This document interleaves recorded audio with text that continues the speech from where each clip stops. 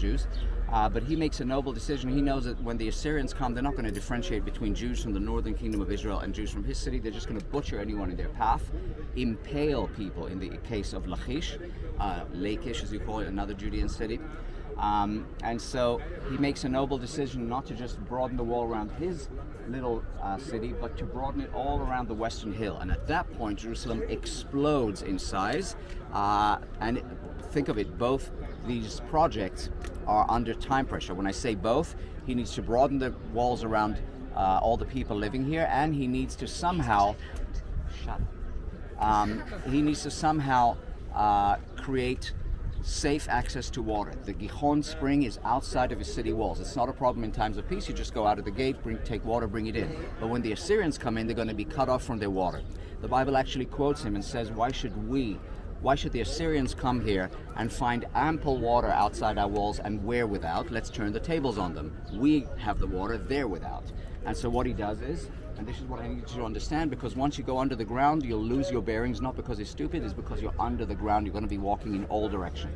Basically, if my arms are now creating the shape of the city of David, meaning it goes steeply down, the Gihon spring, we'll just turn it towards this way so you can see it, but it's the opposite direction. The Gihon spring from your angle is just somewhere outside of the lower, outside of the walls, on halfway down the hill, which actually goes down this way from your angle. He sends one team going from the Middle East side, telling them go under the city, dig about 60 feet under the ground, and I want you to go head southwest, meaning head that direction. He sends another team from outside of his hill, and at the very bottom, from the southwestern part, and he says, I want you to go under the city and then start going upwards. Dig a canal and go upwards, and I want you to head northeast, and I want the two teams to meet. I presume the people of Judea thought King Hezekiah, poor guy, has forgotten to take his medication in a while, because how in the world does he expect him to meet?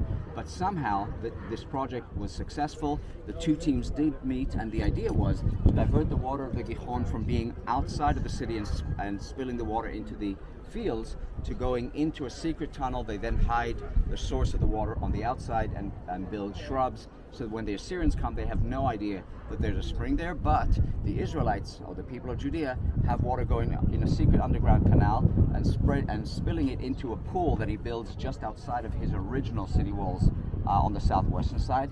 How does it help if it's outside his walls? Because he's already planning to build a wall all the way around the Western Hill, and that way both populations, the Israelite refugees on top and his people, can go and draw water from the pool within the safety of 25 feet thick solid walls, and we found remains of those walls. Both projects under extreme time pressure, but miraculously managed to complete before it ever happens. We don't know how, we never will, but you'll see, those of you who walk through it, you will never read about Hezekiah's tunnel the same again, because you will have gotten wet in the success of that tunnel today, all the way to the pool of Siloam. Now, that is in the time of King Hezekiah. About 100 years later, the Babylonian Empire, led by Nebuchadnezzar, sweeps over Jerusalem, and they take the city. The last king of Judea is a guy by the name of Zedekiah. The Bible tells you that when the Babylonians broke into the city, him and his sons left the palace and headed down towards the pool of Siloam and attempted to escape through the gate between the two walls. Until now, this has been like a description in Narnia to you. It could be true, it could be not true. It's just words, just names. But you're going to see today that they left this area, they went all the way down to the pool of Siloam and attempted to escape between the two walls. It means the original walls of the city and the wall that Hezekiah had built 100 years earlier around the western wall.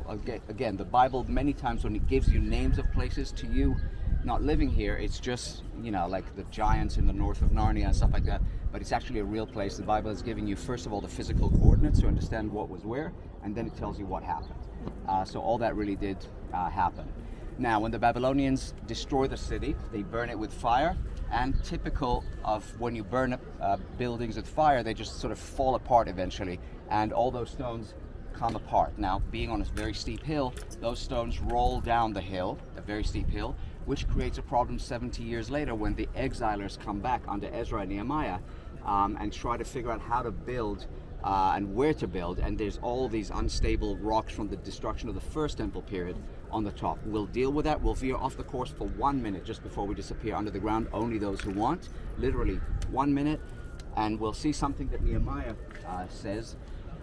You can read it in passing and miss it, but when we'll put it in context here, you'll see that it really makes perfect sense. All right, any questions? No? Look, good, let's go. 800 years